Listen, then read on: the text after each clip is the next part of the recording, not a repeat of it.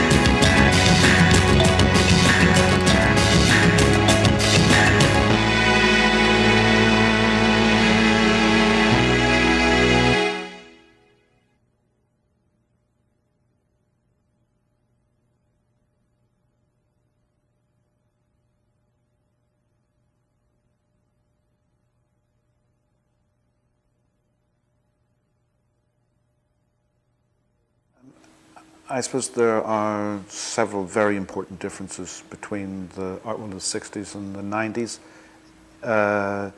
Primarily, the art world is immensely bigger. There are incredibly more artists. There are incredibly more galleries. There are incredibly more opportunities to see art. There's incredible increase in books. I mean, I remember in the 60s, the difficulty of finding catalogs and books on contemporary art was unimaginably difficult. Now, these things are books and galleries, exhibitions. The sense of art being present is everywhere. And one of the principal characteristics of the last 5 or 10 years, particularly in Britain, particularly in London, is a change in the character and the size of the audience. And one of the characteristics of high modernist art through the 20th century is that it has had a comparatively small audience, and it has survived on a small but knowledgeable audience. What you see happening now is an art that is done by more people, is seen by more people, is understood by more people, and so it seems to me that one of the shifts that's been occurring is the relationship between the artist and the audience. And whereas in modernism, in high modernism, there's a dominance of the artist, of the personal language, the personal experience, the direct experience of the individual artist. And essentially the audience has to come to that, come to understand that, come to trust it and then come to understand it.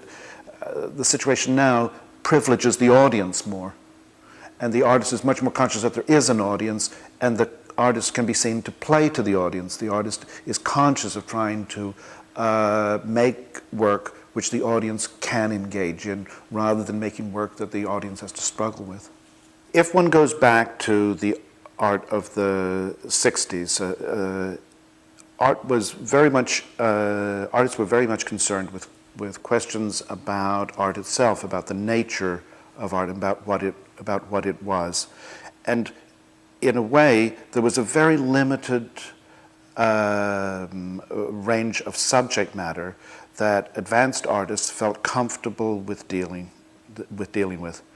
And one of the things that came through conceptual art was an opening of content, an opening of the possibilities of content in art.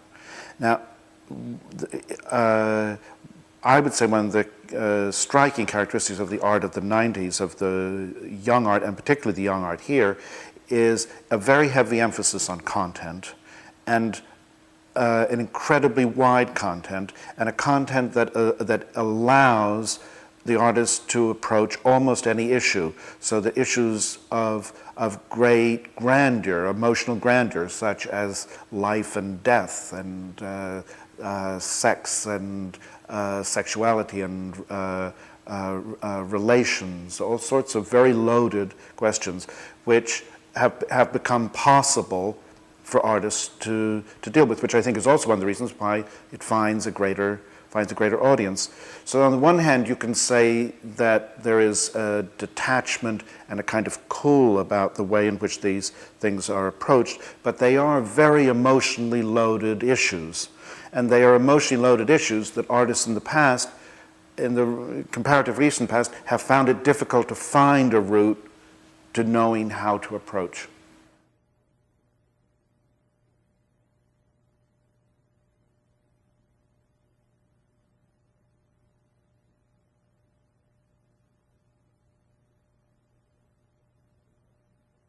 I think we are interested in artists who are challenging the boundaries of their disciplines and who are not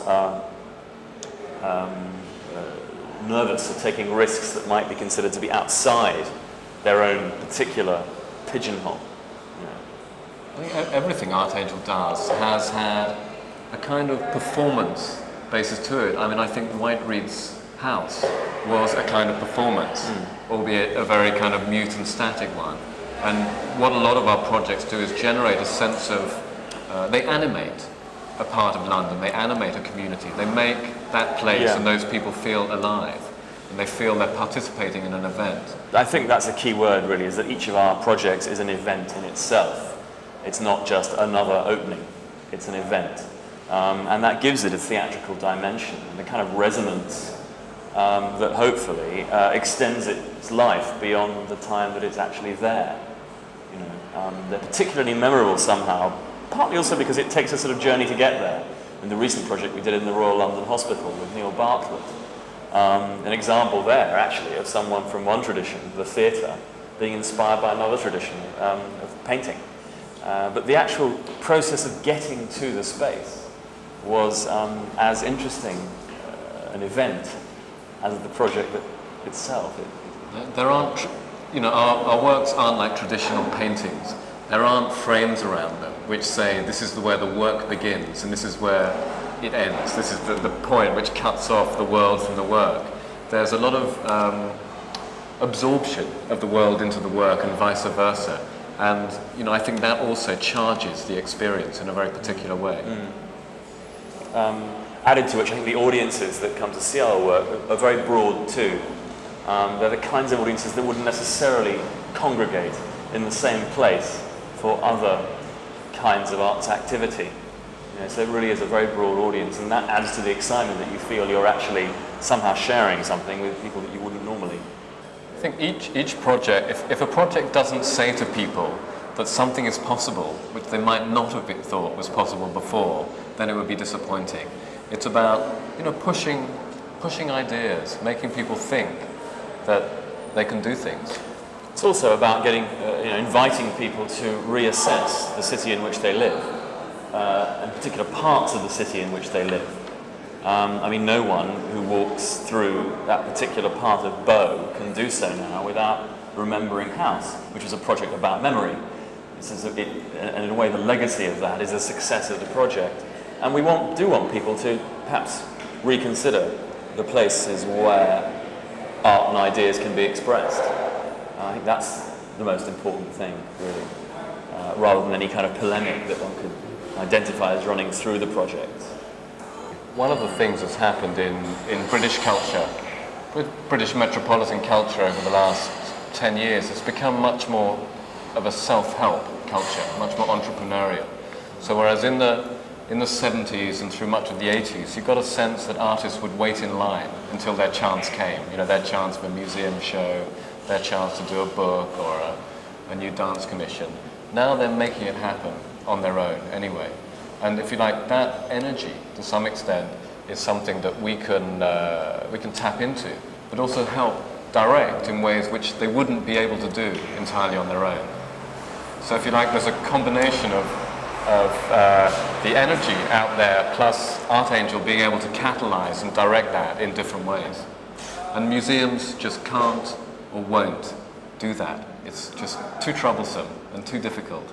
And they want answers to questions before they should really be phrased. I mean, it's possible in Britain, and has been possible for quite a long time, to create energy between the cracks of different cultural systems. And colleagues from France or Germany, where the arts are much, much better funded by the state, have always commented that the kinds of projects that we do here would be impossible in places like France or Germany, where ironically there's much more money for culture, because in fact the funding we get from the state is really very small. But somehow it seems possible to do things here between cracks. Yeah. Partly, as James said, is you can't wait around for something to come to you. You have to go out and make it happen. And impossibility just isn't an answer, really. Well, no, that's right. I mean,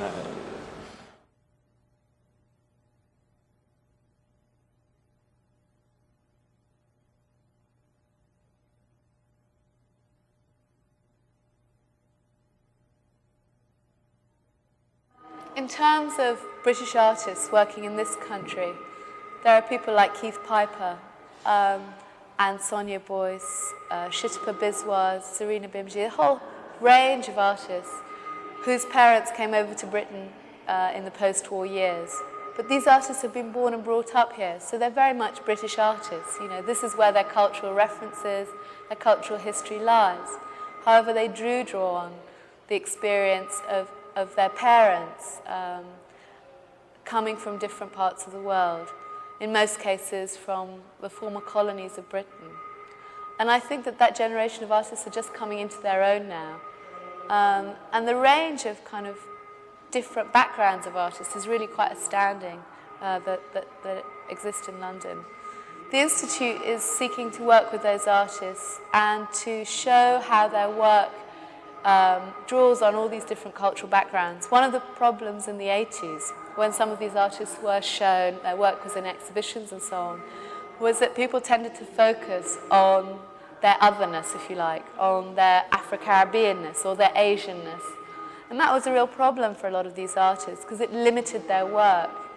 When their range of sources, could extend anything from Joseph Boyce to personal experience of the Caribbean, for example. But it was a whole range of things. So that's what the Institute is trying to do. It's trying to say that when we talk about cultural plurality, it not only means that there are these artists who bring with them specific cultural references from outside of Britain, but actually that Britain itself has changed, Europe has changed.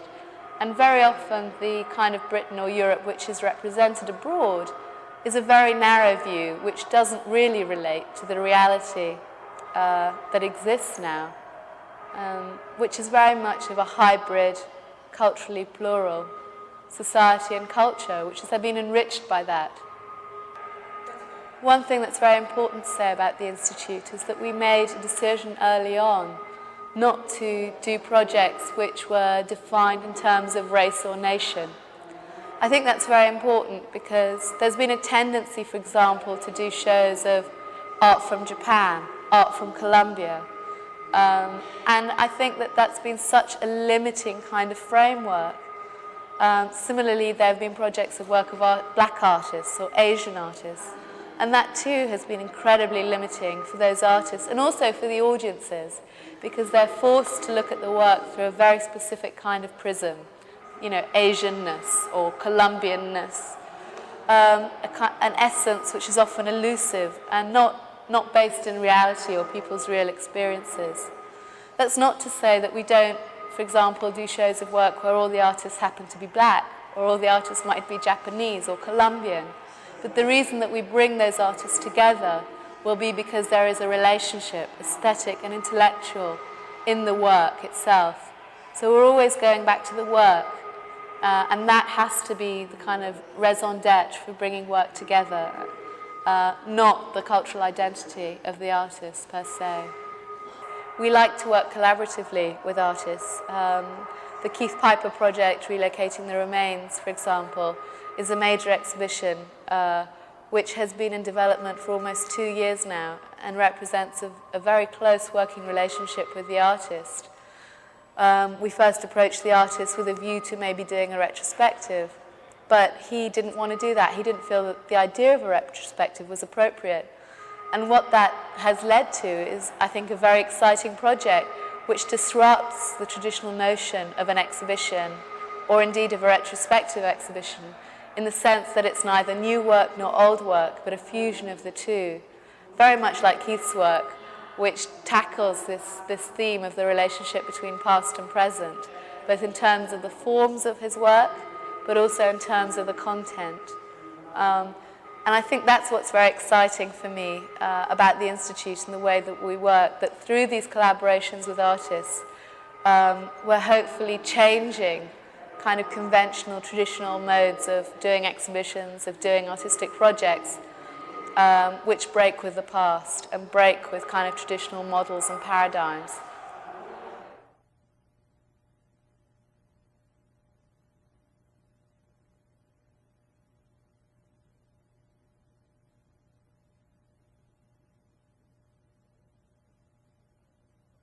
Deconstruct particular elements of his history. Yeah, I think that is a key part of this work. The attempt to kind of look at and break down and deconstruct a range of kind of historical elements, and to kind of bring them together to kind of attempt to make a new type of reading. I feel quite and passionately that the only way in which it is possible to understand the present and to understand contemporary relationships is by looking at history, at the histories which have made those things up.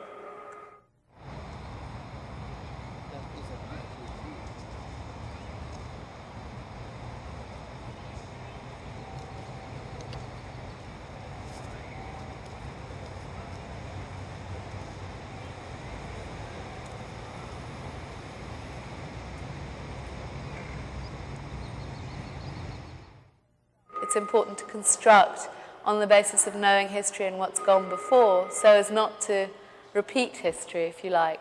At the same time, I think it is important to support the new things and to be open to things that break away from the past and what's always been done.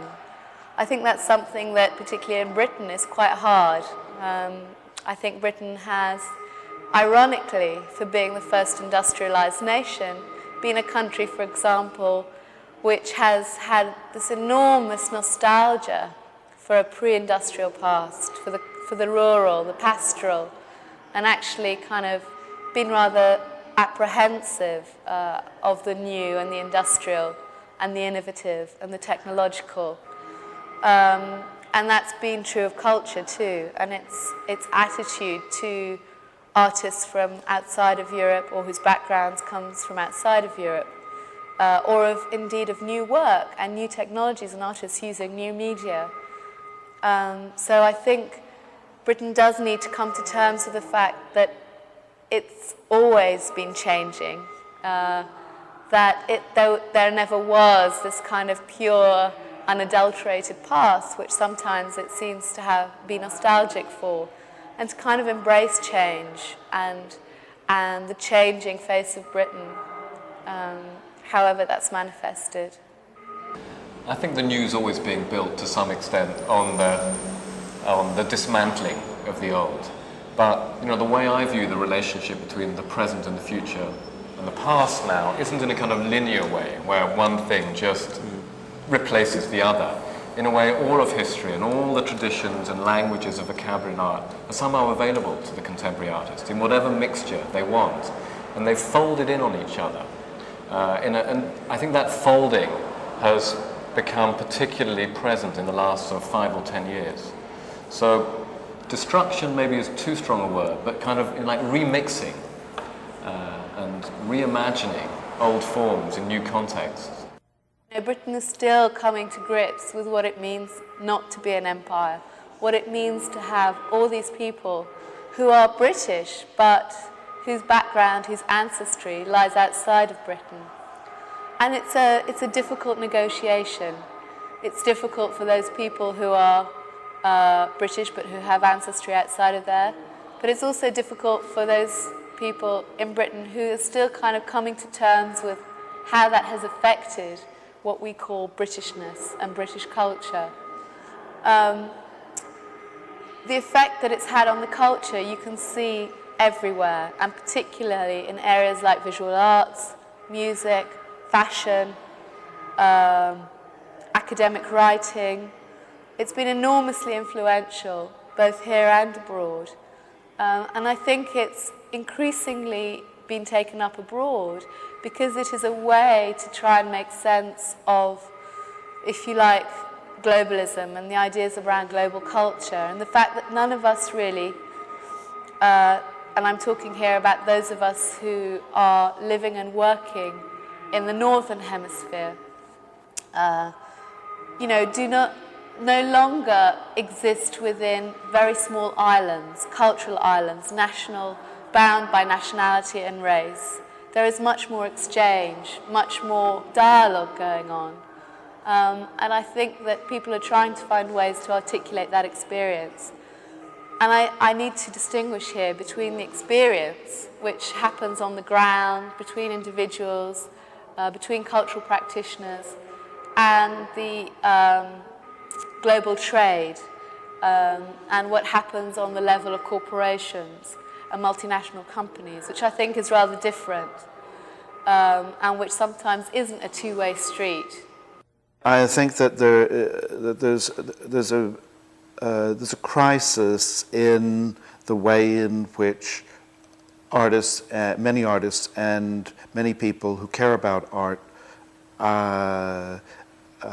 find themselves in a dilemma with the relation to the audience. I mean, obviously, in general, one would say that it was a good thing if more people were interested.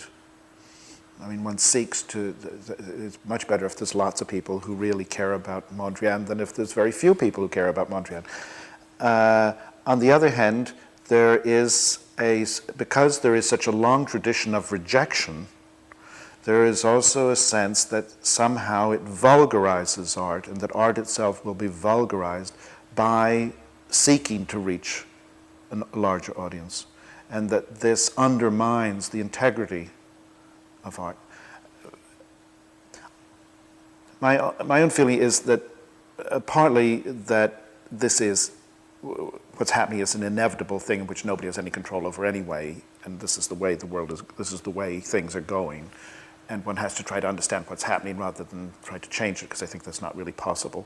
The other thing is, I think it's something that art has to learn to live with. Art has to come to grips with, and if art is to play, you see, I also think there's a very different meaning to your own living culture and the culture of the past. And there's a problem often amongst people talking about the art of the present as though they're trying to talk about it as though it was already the art of the past. What's important in a living culture is to have living expression. If you're going to have a situation in which there are many, many hundreds of thousands of people all over the world making art, you are not going to have as sophisticated or as rarefied an art world as if you have a couple of hundred people. The art is going to be more diversified. There's going to be, in some ways, there are fewer opportunities for single people to become unbelievable geniuses like Picasso. We probably won't have situations of that kind, but we have is an incredible diversity of many voices with many different views taken to quite a high level. So this is a different kind of democratized world of art rather than a more elitist and rarefied one.